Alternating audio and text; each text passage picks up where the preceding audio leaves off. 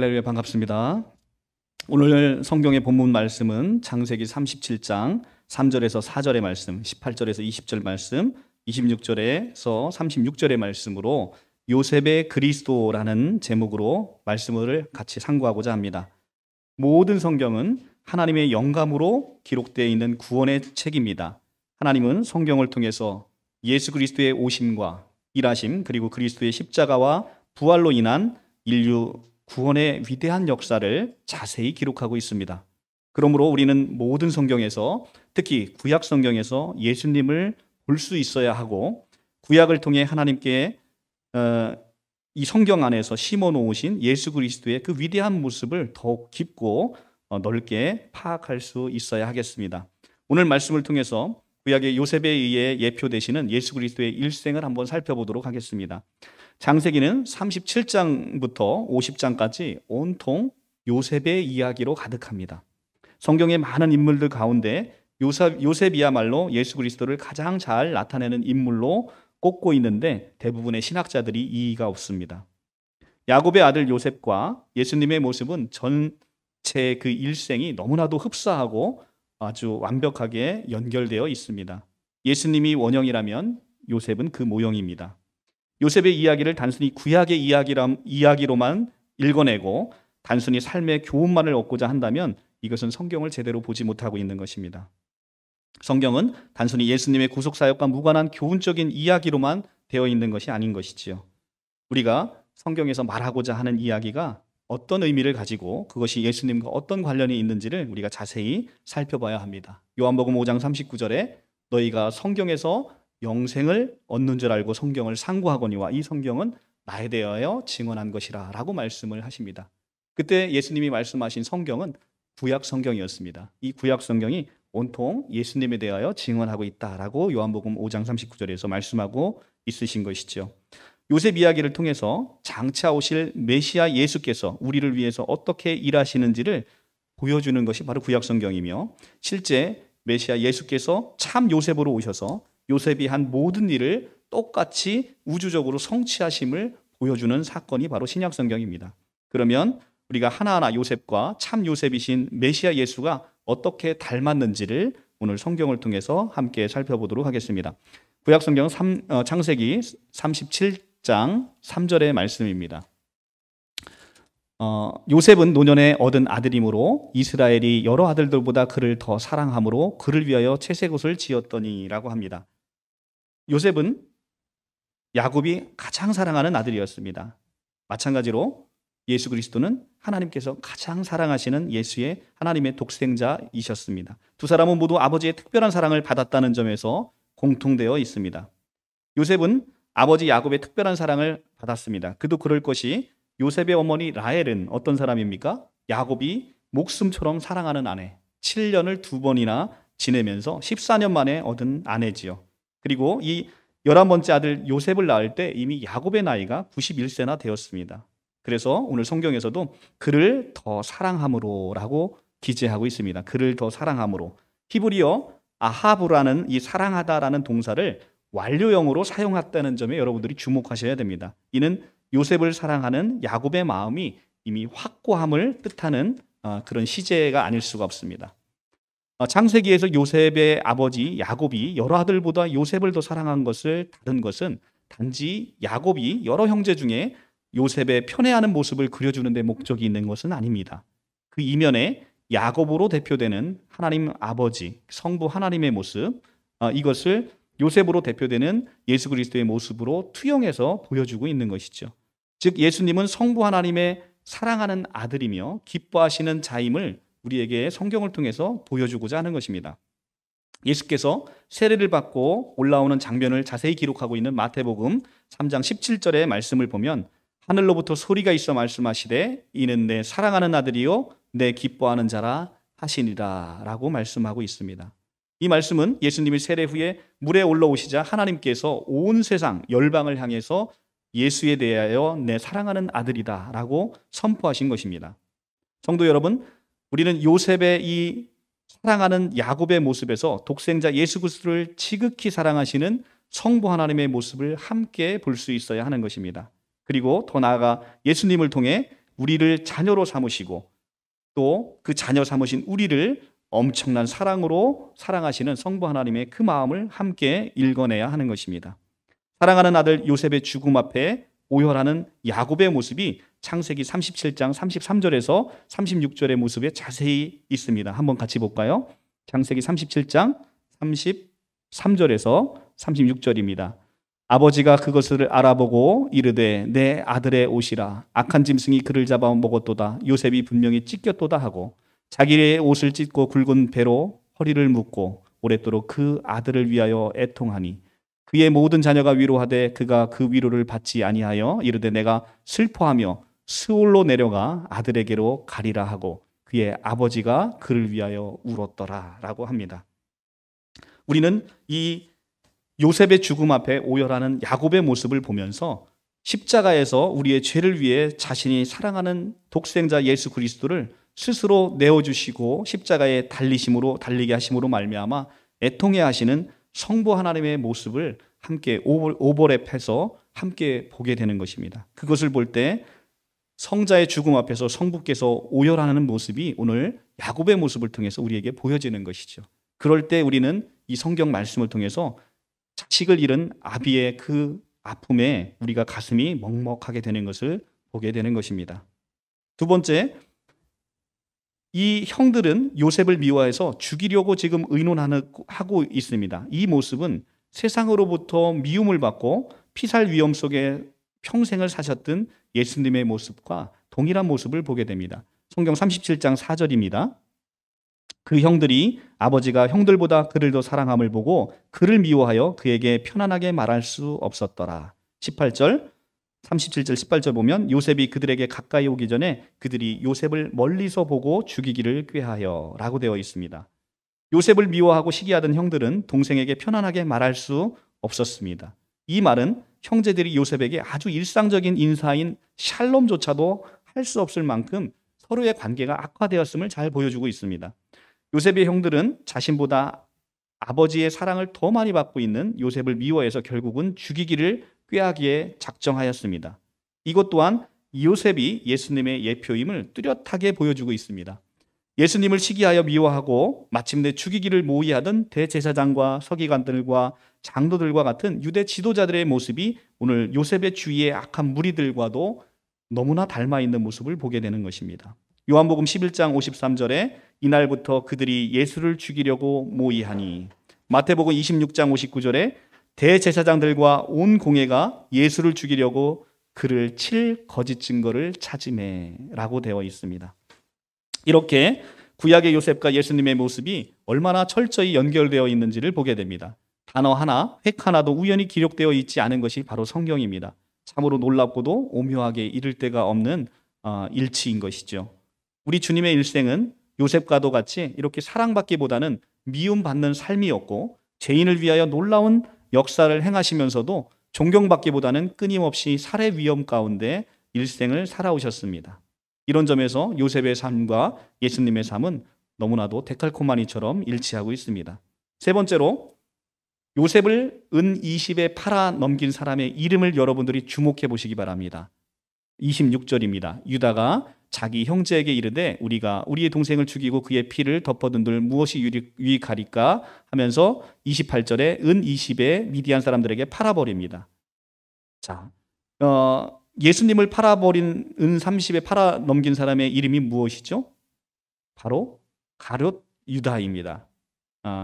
요셉을 팔은 사람의 이름도 유다이고 예수님을 팔은 사람의 이름도 유다입니다. 형들은 꿈꾸는 자 요셉을 결국 애굽으로 내려가는 상인들에게 은 20에 팔았습니다. 이때 요셉을 팔은 것에 주도한 사람의 이름은 바로 넷째 아들 유다였습니다. 이처럼 가장 믿는 자들인 형제들에 의해서 배반당하고 있는 모습이 바로 요셉의 모습이었습니다. 예수님도 이처럼 가장 믿는 12 중 하나 가룟 유다에 의해서 뼈아프게 배반을 당하게 됩니다. 마태복음 26장 14절에서 15절의 말씀은 이렇게 얘기를 합니다. 그때 12 중 하나인 가룟 유다라 하는 자가 대제사장에게 가서 말하되 내가 예수를 너희에게 넘겨주리니 얼마를 주려느냐 하니 그들이 은 30을 달아주거늘. 요셉이 예표하는 예수님께서 그 제자 중에 가룟 유다에 의해서 30에 은 30에 팔리는 모습을 보게 됩니다. 파는 자의 이름까지 같으니 참으로 놀라우지 않을 수가 없습니다. 이처럼 예수님의 고난의 삶은 주님 오시기 전에 1800년 전에 이미 요셉의 생애를 통해서 자세하게 미리 우리에게 보여주고 있습니다. 이것은 여담입니다만 어떤 분들은 요셉을 팔은 돈은 은 20인데 예수님의 가룟 유다가 판 돈은 은 30이어서 13개일이 더 많아지죠. 그래서 이것은 정확하게 일치하지 않는 모습으로 또 시험 드시는 분이 있습니다. 그래서 목사님들이 농담 삼아 얘기를 합니다. 물가 상승이 있지 않니? 라고 얘기를 하십니다. 네, 여러분들은 이런 것에 일치하지 않는 것에 이런 것에 집중하실 게 아니라 이 전체적인 큰 맥락에서 우리가 은을 주고 요셉이 팔려가고 예수님이 팔려가는 모습에 여러분들이 성경의 깊은 의미를, 영적인 의미를 이해하여야 할 것입니다. 네 번째입니다. 요셉이 보디발에게 이제 팔려갑니다. 그리고 보디발 아내의 집요한 유혹을 이겨내는 장면이 이게 나타납니다. 이 모습에서 예수께서는 신약에서 오셔서 요셉과 마찬가지로 마귀의 교묘한 유혹을 받게 됩니다. 그리고 그것을 이겨내셨습니다. 같이 성경을 한번 보겠습니다. 39장 7절의 말씀입니다. 제가 최근에 이 구약 성경을 통독을 하면서 이제 말씀을 묵상하고 있는데요. 그 가운데서 이 39장의 말씀이 저에게는 창세기의 말씀과 연결해서 굉장히 큰 은혜가 됐습니다. 그래서 이 말씀은 여러분들이 어떤 설교 말씀에서도 들어보지 못한 말씀일 거예요. 근데 제가 이 말씀을 묵상하면서 저는 개인적으로 굉장히 은혜가 됐습니다. 여러분 한번 같이 보시도록 하겠습니다. 39장 7절입니다. 내용은 이렇습니다. 요셉이 이제는 형제들에 의해서 팔려가서 보디발의 친위대장 보디발의 장군의 집에 들어갔죠. 그래서 여호와께서 요셉과 함께함으로 39장 2절입니다. 여호와께서 요셉과 함께함으로 그가 형통한 자가 돼서 그의 주인 애굽 사람의 집에 있고 그 주인이 여호와께서 그와 함께 하심을 보면서 여호와께서 그의 범사에 형통하게 하심을 보았더라. 그래서 요셉이 그의 주인에게 은혜를 입어 섬김에 그가 요셉의 가정 총무로 삼고 자기의 그 소유를 다 그의 손에 위탁하게 되었습니다. 그런데 7절에 보면 그 후에 그의 주인의 아내가 요셉에게 눈짓하다가 동침하기를 청하니 요셉이 거절하며 자기 주인의 아내에게 이르되 내 주인이 집안의 모든 소유를 간섭하지 아니하시고 다 내 손에 위탁하였으니 이 집에서 나보다 큰 이가 없으며 주인이 아무것도 내게 금하지 아니하였어도 금한 것은 당신뿐이니 당신은 그의 아내임이라. 그런즉 내가 어찌 이 큰 악을 행하여 하나님께 죄를 지으리까? 라고 얘기를 하고 있습니다. 오늘 이 말씀은 하나님의 은혜의 손길이 항상 요셉 위에 있었음을 먼저 보여주고요. 애굽으로 팔려간 요셉은 바로 이 바로의 신하 친위대장 애굽 사람 보디발의 그 가정 총무가 됐고, 그래서 모든 소유를 다 맡겨서 되게 형통한 듯 보여집니다. 이때 요셉에게 주인의 아내가 거부하기 어려운 유혹으로 그를 집요하게 찾아왔습니다. 그리고 또 특별히 오늘의 이 본문의 내용에서는 그 여인이 얼마나 집요하게 요셉에게 유혹을 하는지를 자세히 보여줍니다. 그런데 이 요셉이 예표하는 예수님도 일생 동안에 무수한 유혹에 직면하게 되어 있죠.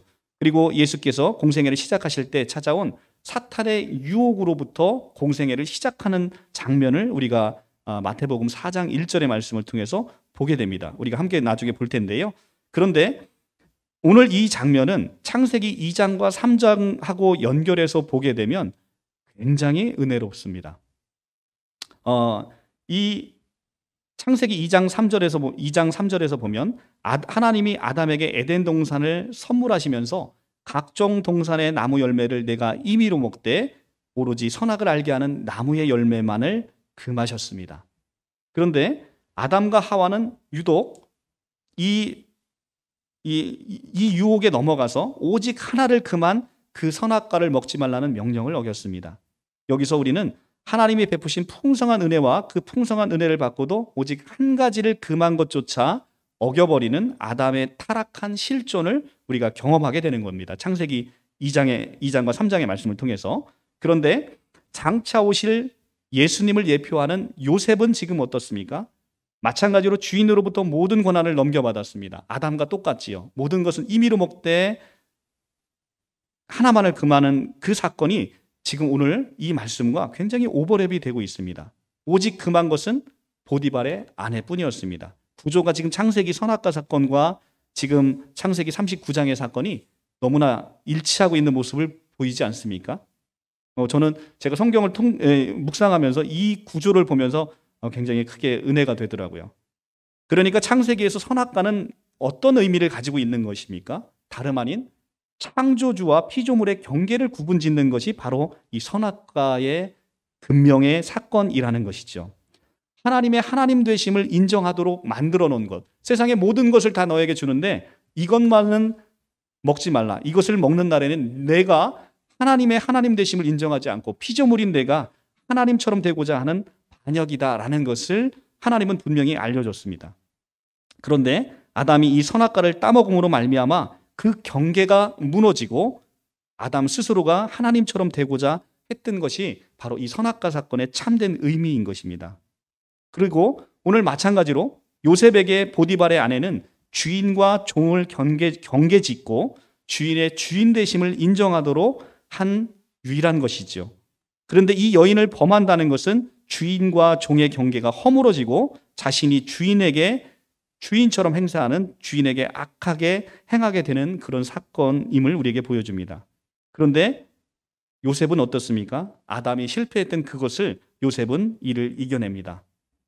마찬가지로 참 요셉으로 오실 예수께서는 이제는 요셉이 그 유혹에서 이겼던 것처럼 아담의 실패를 요셉이 회복한 것처럼 참 요셉으로 오시는 예수께서는 이 사탄의 유혹을 이기실 것을 우리에게 미리 보여주는 굉장히 중요한 대목이라는 것입니다.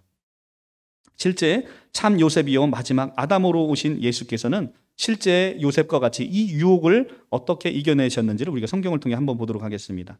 먼저 첫사람 아담에게 주어진 세 가지의 유혹을 먼저 보도록 하겠습니다. 창세기 3장입니다. 창세기 3장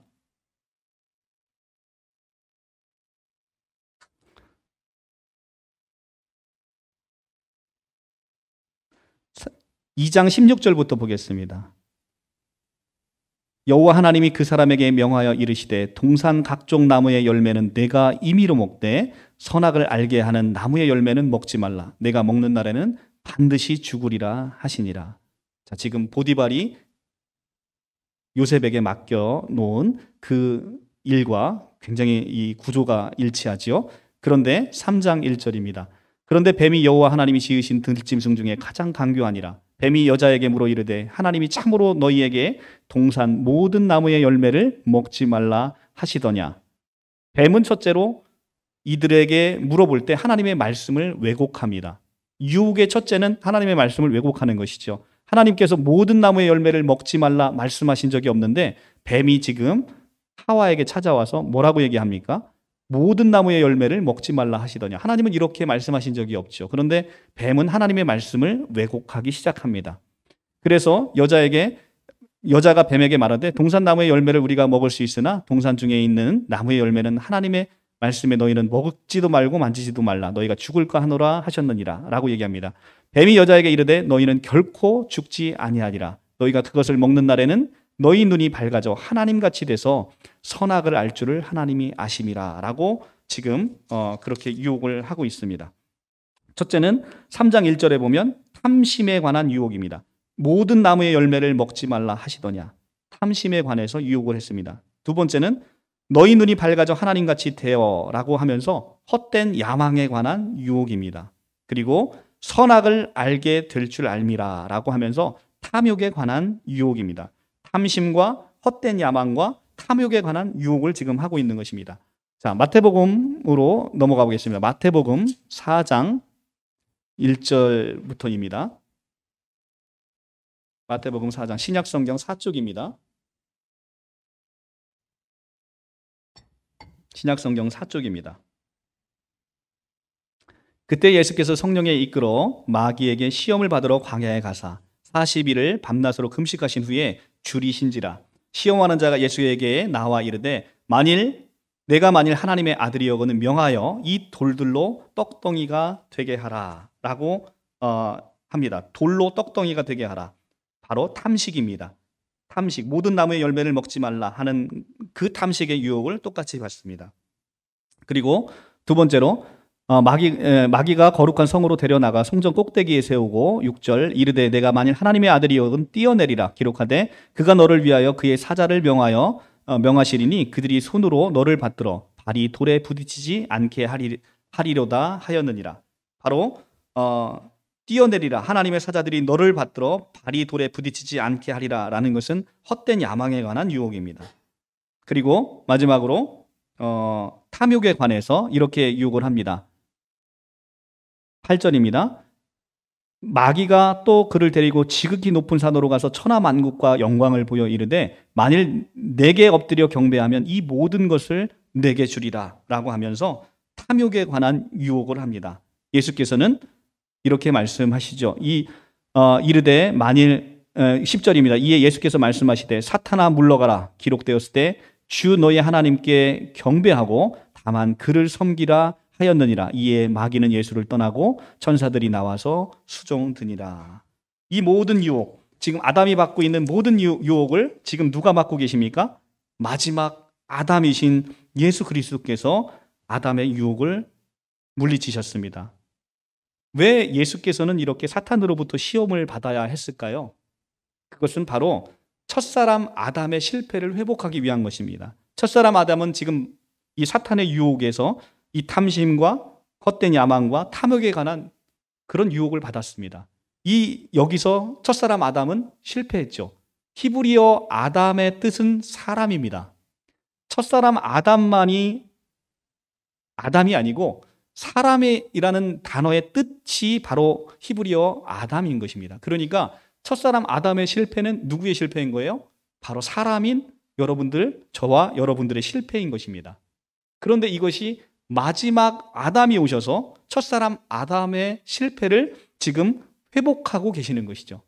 바로 성경에서는 우리 사랑하는 자녀들의 실패를 그대로 하나님께서 동일하게 반복하심을 우리가 계속해서 보게 됩니다. 우리가 이제 복음서에서도 보면 오늘 오후에 마가복음 강해인데요. 오늘 마가복음 강해를 놓치시는 분들은 후회하실 것입니다.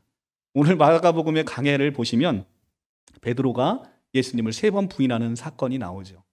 베드로가 3번 예수님을 부인합니다. 그런데 3번 베드로가 예수님을 부인해서 철저하게 저주하며 부인하는 이 베드로에게 부활하신 예수님이 요한복음에 나타나셔서 어떻게 합니까? 3번 사랑 고백을 받으세요. 3번 저주하는 베드로에게 3번 사랑 고백을 받으십니다. 그러므로 인해서 이 베드로의 실패를 회복시켜 주시는 것이죠. 오늘 예수님께서 이렇게 40년의 이 33년의 세월을 지내시면서 공생의 3년 동안 이렇게 삶을 사시는 이유, 그리고 사탄으로부터 시험을 받아야 되는 이유가 바로 첫사람 아담의 실패를 그분께서 회복해 주시기 위해서 이렇게 우리를 위해서 시험을 받으시게 되는 것입니다. 그것이 바로 성경의 오묘한 비밀이고 신비가 아닐 수가 없습니다.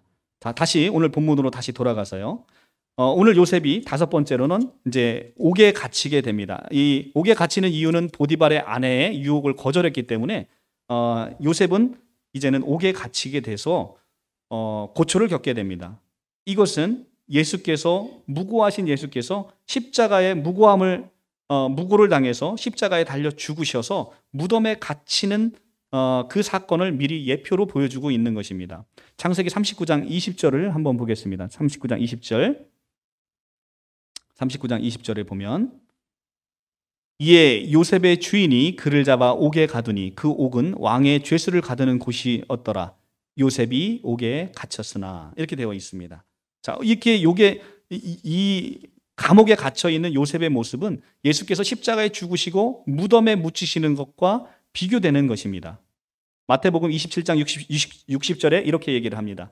요셉이 시체를 가져다가 깨끗한 세마포를 싸서 바위 속에 판 자기 새 무덤에 넣어두고 큰 돌을 굴려 무덤 문에 놓고 가니. 자, 예수를 아리마대 요셉이 시체를 가져다가 지금 무덤에 넣는 장면을 지금 묘사하고 있습니다.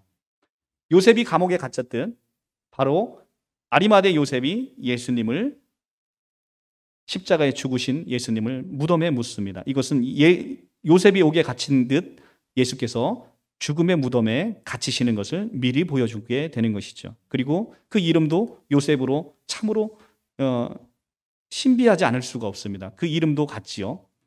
성도 여러분, 요셉이 감옥에 갇힌 모습, 그리고 예수님이 십자가의 고난을 받으시고 죽으시고 무덤에 들어가신 모습이 영적으로 너무나 신기할 만큼 동일합니다. 요셉이 감옥에 갇혀 있는 모습은 궁극적으로 죄와 권세와 타협하지 않으셔서 예수님께서 그로 인해서 무고함을 받으시고 십자가에게 죽으시고 무덤에 장사되는 것을 미리 우리에게 보여주고 있는 사건인 것입니다. 하나님은 요셉의 일생을 통해서 예수님이 무덤에 들어가신 모습까지를 응축시켜 놓은 것이죠. 창세기에는 바로 이렇게 놀라운 영적인 의미들이 들어 있습니다. 여섯 번째는 감옥에서 나온 요셉이 애굽의 총리가 되었듯이 무덤에서 나오신 예수께서는 어떻게 되셨습니까? 바로 만왕의 왕으로 부활 승천하셔서 온 우주의 통치자로 세워지게 되십니다. 창세기 41장 41절을 한번 보겠습니다. 41장 41절. 바로가 또 요셉에게 이르되 내가 너를 애굽의 온 땅의 총리가 되게 하노라 하고 자기의 인장 반지를 빼어 요셉의 손에 끼우고 그에게 세마포 옷을 입히고 금사슬을 목에 걸고 자기에게 있는 버금수레를 그의 태움에 무리가 그의 앞에서 소리를 지르기를 엎드리라 하더라. 바로가 그에게 애굽 전국의 총리로 다스리게 하였더라 라고 되어 있습니다. 감옥에 갇혀 있던 히브리 노예가 단번에 애굽의 총리 자리에 오르게 된 것은 아마도 세계 역사에 유례가 없는 일일 것입니다. 바로는 요셉에게 내각을 총괄하는 일과 애굽 전역의 토지에 관한 이 관리권을 함께 주었습니다.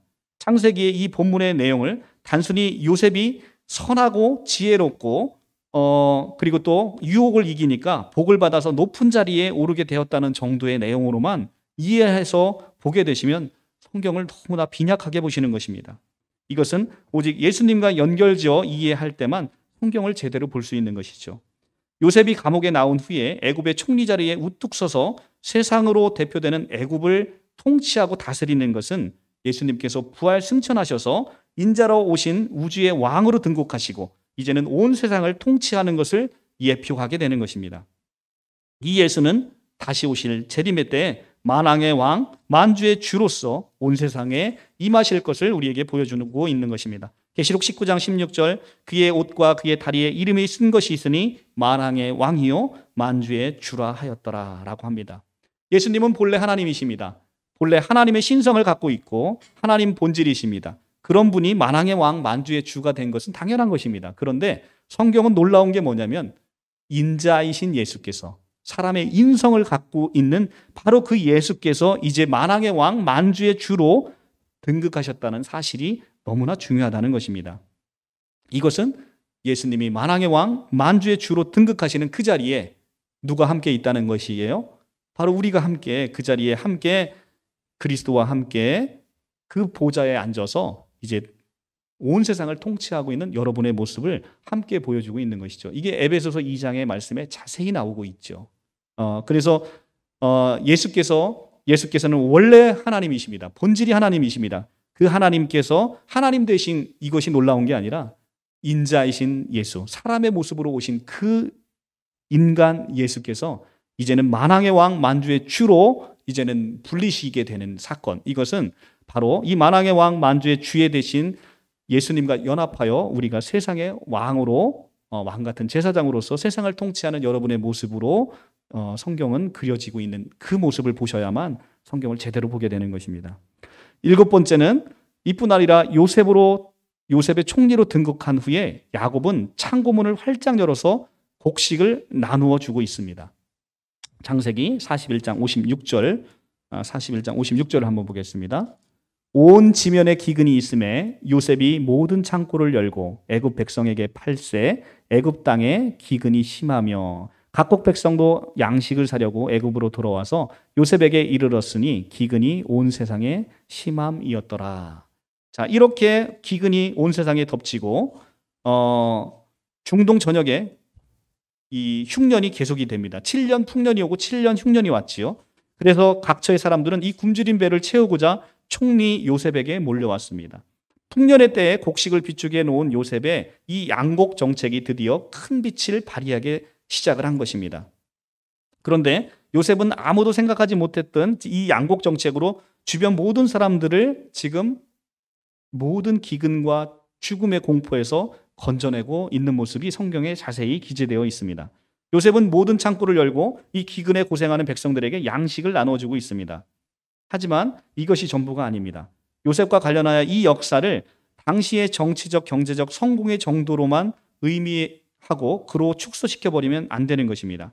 이 요셉 개인의 입신양명을 다루고자 성경이 기록된 것이 아니지 않습니까? 성경은 바로 그 이상입니다.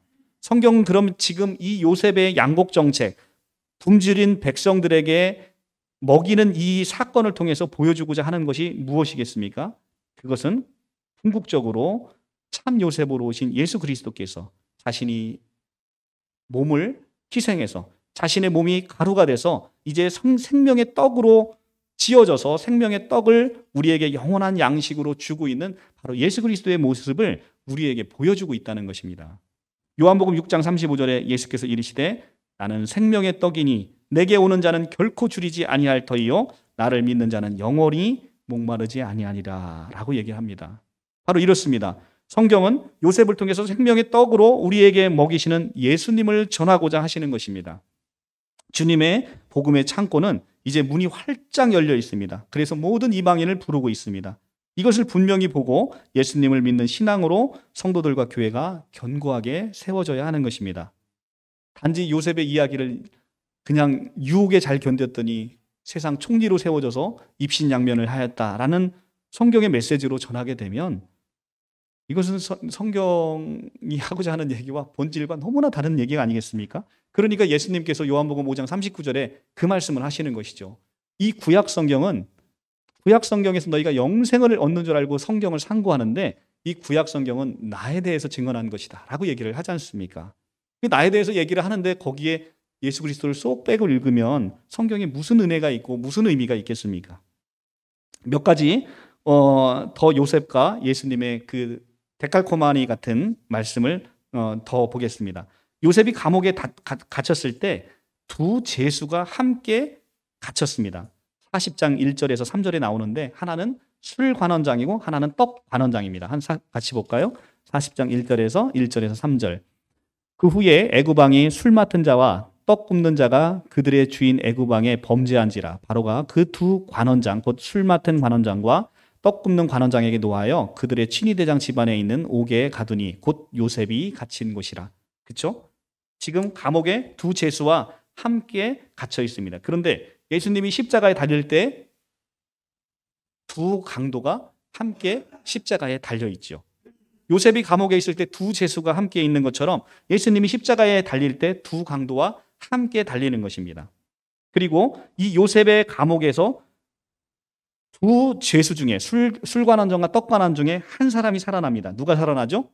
떡관원장이 살아납니다. 여러분들 이건 헷갈리실 이유가 없어요. 왜냐하면 떡관원장은 죽어야 됩니다. 왜냐하면 죽어야 생명의 떡이 되기 때문에 떡관원장은 죽어야 되는 것입니다. 그래서 두 죄수 중에 한 명이 살아나는데 예수님의 우편 강도 두 강도 중에 한 사람이 살아나죠. 바로 예수님의 우편 십자가 우편에 있는 강도가 살아납니다. 마찬가지로 지금 술 맡은 관원장은 살아나는 모습이 창세기 40장 21절에서 22절에 같이 그려져 있습니다. 20장 21절 보면 40장 20절 제3일은 바로의 생일이라 바로가 그의 모든 신하를 위하여 잔치를 베풀 때에 술 맡은 관원장과 떡 굽는 관원장에게 그의 신하들 중 머리를 들게 하니라 바로가 술 맡은 관원장이 전직을 회복하매 그가 잔을 바로의 손에 받들어 드렸고 라고 되어 있습니다. 그리고 22절에 떡 굽는 관원장은 매달리니 그러니까 술 맡은 관원장은 전직이 회복됐고 떡 굽는 관원장은 매달렸습니다. 죽었다는 얘기죠. 지금 예수님의 십자가의 우편 강도와 좌편 강도가 하나는 죽고 하나는 구원받는 내용과 정확하게 일치하고 있죠. 또 요셉은 아내를 이방인 중에서 취했습니다. 41장 45절에 가면 아스낫을 그의 아내로 취합니다. 45절 그가 요셉의 이름을 사브낫 바네아라고 하고 그의 온의 제사장 보디베라의 딸 아스낫을 그에게 주어 아내로 삼게 하니. 이 아스낫이라는 이방 여인을 아내로 취합니다. 주님도 마찬가지로 우리 예수님도 이방 여인을 아내로 삼습니다. 고린도후서 11장 2절에 가면 내가 너희를 정결한 처녀로 한 남편인 그리스도에게 드리려고 중매함이다 라고 사도 바울이 고린도교회에 얘기를 합니다. 그리고 나서 계시록 19장에 어린 양의 혼인잔치가 열립니다. 요셉이 이방 여인을 아내로 취했듯 예수님도 이방 교회에 있는 여러분들을 아내로 취하셨습니다. 또 요셉이 애굽 왕 전체를 통치했듯 주님도 이제 영원토록 하늘 왕국을 통치하고 계십니다. 마지막으로 또 하나를 살펴보면 형제들의 극악한 범죄에도 하나님께서는 이 모든 악을 선으로 바꾸셔서 그들을 살리려내는 큰 구원 계획의 계기로 삼으셨습니다. 창세기 50장 20절에 나와 있습니다. 한번 보겠습니다. 창세기 50장 20절입니다. 창세기 50장 20절.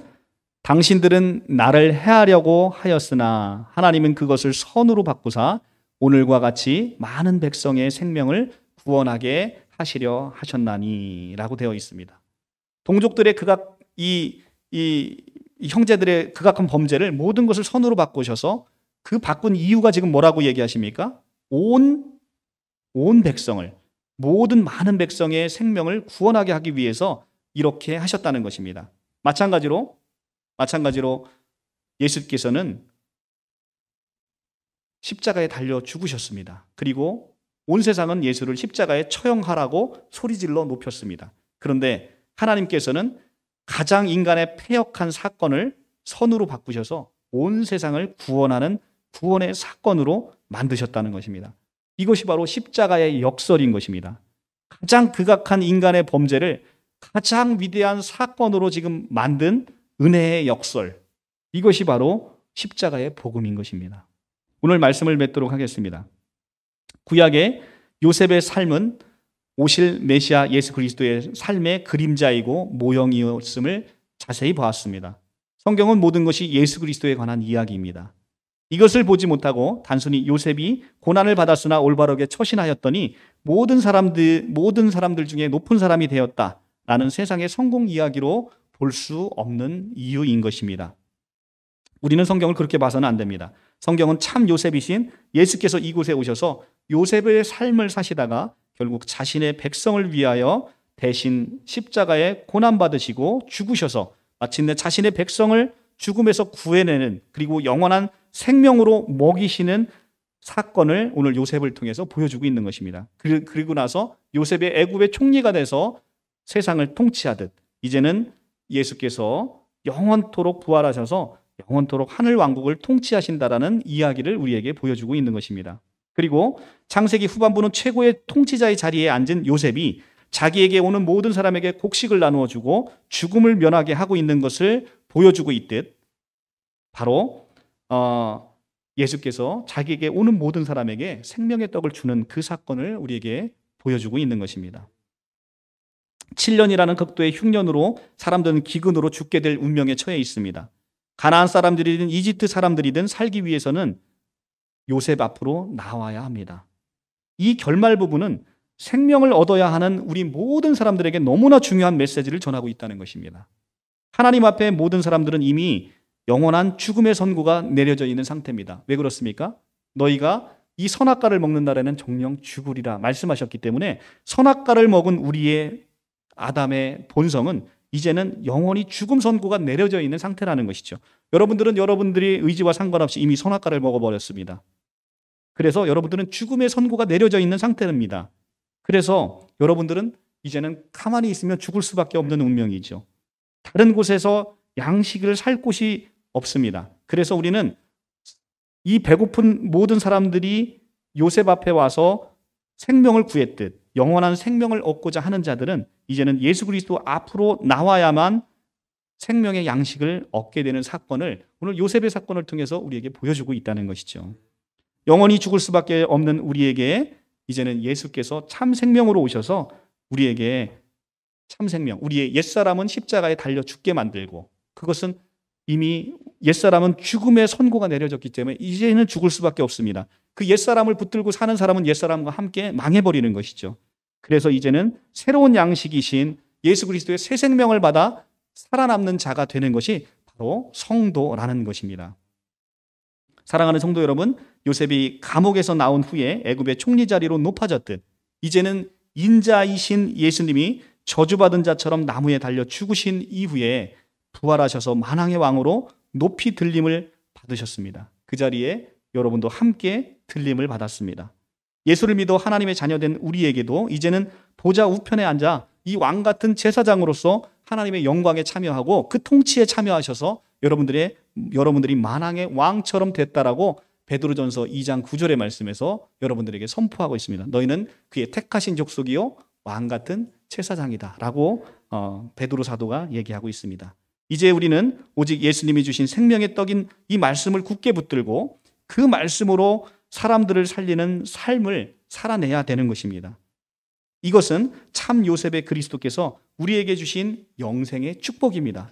여러분들이 받은 이 영생은 여러분들이 축복하는 모든 자에게 흘러가게 되어 있습니다. 여러분들이 축복하는 자를 내가 축복하고 네가 저주하는 자를 내가 저주하리라 라고 말씀하신 아브라함의 그 언약이 여러분에게도 동일하게 임했다는 것입니다. 여러분들이 영생의 축복을 주는 자에게 영생이 흘러가게 되어 있습니다. 그 영광의 길을 허락하신 우리 하나님을 진실로 찬송합니다. 우리가 이 말씀으로 오늘 하나님을 깊이 찬송하고 늘 하나님 앞에 우리가 무릎 꿇는 우리 모두가 됐으면 좋겠습니다. 기도하겠습니다.